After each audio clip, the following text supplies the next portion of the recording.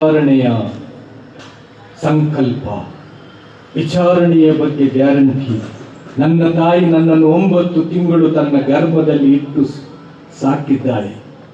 2 ವರ್ಷ ನನಗೆ ಹಾಲು ಕುಡಿಸಿದ್ದಾಳೆ. ತನ್ನ ಮಡಿಲಲ್ಲಿ ಮಲಗಿಸಿ ತನ್ನ ಪ್ರಾಣ ಒತ್ತಿ ಇಟ್ಟು ನನಗೆ ಜನ್ಮ ಕೊಟ್ಟಿದ್ದಾಳೆ. ನನಗೆ ಈ ಭೂಮಿಯ ಮೇಲೆ ಅಂಬೆಗಾಲು ಇಡ್ಲಿಕ್ಕೂ ಕೂಡ ಸಾಧ್ಯ ಇರಲಿಲ್ಲ. ಬೇರೆ ಪ್ರಾಣಿಗಳು ಹುಟ್ಟಿದ ತಕ್ಷಣ ಓಡಾಡ್ತಿತ್ತು, ನನಗೆ ಓಡಾಡ್ಲಿಕ್ಕೆ 1.5 ರಿಂದ 2 ವರ್ಷ ತಗಲಿತ್ತು. ಆವಾಗ ನಾನು ನನ್ನ ತಂದೆಯ ಕಿರಿಬೆರಳಿನ ಸಹಾಯದಿಂದ ನಡ್ಲಿಕ್ಕೆ ಕಲ್ತವನು. ಮುದಿಪ್ರಾಯಕ್ಕೆ ಬಂದಾಗ ನನಗೆ ನನ್ನ ತಂದೆ ನನ್ನ ತಾಯಿ ಬೇಡವಾಗ್ತಾರೆ.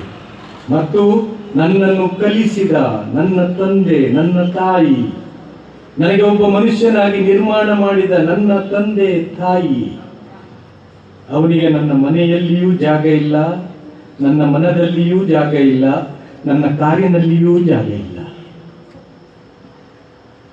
ಒಂದು ಗೇಣು ತಾಯಿಯ ಹೊಟ್ಟೆಯಲ್ಲಿ 7-8 ಮಕ್ಕಳಿಗೆ ಜಾಗ ಇತ್ತು.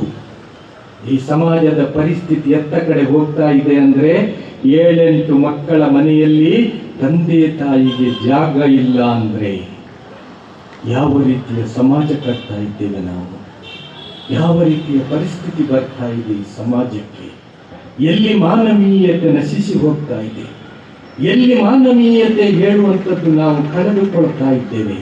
ಕೇವಲ ಮಾನವೀಯ ಮುಖವನ್ನು ಹಾಕಿಕೊಂಡು ನಮ್ಮ ಶರ್ಟ್ಗಳಿಗೆ ಇಸ್ತ್ರಿ ಹಾಕಿಕೊಂಡಾಗ ನಾವು ಮನುಷ್ಯರಾಗುವುದಲ್ಲ, ಬದಲಾಗಿ ತಂದೆ ತಾಯಿಗಳನ್ನು ಗೌರವಿಸಲಿಕ್ಕೆ ಧರ್ಮ ಕಲಿಸ್ತದೆ. ನಿನ್ನನ್ನು ಬಾಲ್ಯದಲ್ಲಿ ಸಾಕಿ ಸಲಹಿದಂತೆ ನಿನ್ನ ತಂದೆ ತಾಯಿಯನ್ನು ನಿನ್ನ ಮುದಿಪ್ರಾಯದಲ್ಲಿ ಸಾಕಿ ಸಲಹಿ ನೀನು ಅವರ ಲಾಲನೆ ಪೋಷಣೆ ಮಾಡಬೇಕು, ಅವರ ಬಗ್ಗೆ ಗೌರವ ನಿನಗೆ ಇರಬೇಕು ಅಂತ ಧರ್ಮ ಕಲಿಸುವಂತದ್ದು. ನೀನು ನಿನ್ನ ತಂದೆ ತಾಯಿಯನ್ನು ವೃದ್ಧಾಶ್ರಮಕ್ಕೆ ಬಿಡುತ್ತಿ ಹೇಳಿ, ಆದರೆ ನಿನ್ನ ಅವಸ್ಥೆಯು ಕೂಡ ಅದೇ ಆಗಲಿಕ್ಕಿದೆ.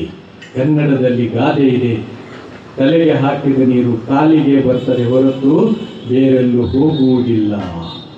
ನೀನು ನಿನ್ನ ತಂದೆ ತಾಯಿಯನ್ನು ವೃದ್ಧಾಶ್ರಮಕ್ಕೆ ಬಿಡ್ತೀಯೋ, ನಿನ್ನ ಮಕ್ಕಳು ಕೂಡ ನಿನ್ನನ್ನು ವೃದ್ಧಾಶ್ರಮಕ್ಕೆ ಬಿಟ್ಟು ಬರುತ್ತಾರೆ ಹೇಳುವಂತದ್ದು ಈ ಭೂಮಿ ಕಂಡಂತಹ ಸತ್ಯ, ಈ ಜಗತ್ತಿನ ಮುಂದೆ ಇರುವಂತಹ ಸತ್ಯ.